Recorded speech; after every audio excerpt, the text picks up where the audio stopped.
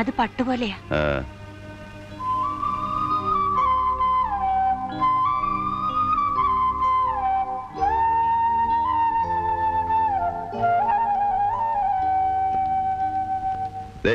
രമണി എവിടെ കിടക്കുന്നത്?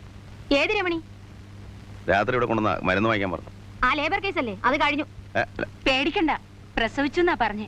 കുഴപ്പമൊന്നും ഉണ്ടായില്ല. മരുന്ന് വേണ്ടി വന്നില്ല. ഇത് എവിടുന്ന് കിട്ടി? കട തുറപ്പിച്ചു. അതിനൊക്കെ മിടുക്കനാണല്ലോ. പെൺകുട്ടിയാ? ആദ്യത്തെ മോളാ. ഞാൻ തുളസിയിലിട്ട് നോക്കി. രവിക്ക് ഉറപ്പായിരുന്നു പെൺകുട്ടിയാവുന്നു.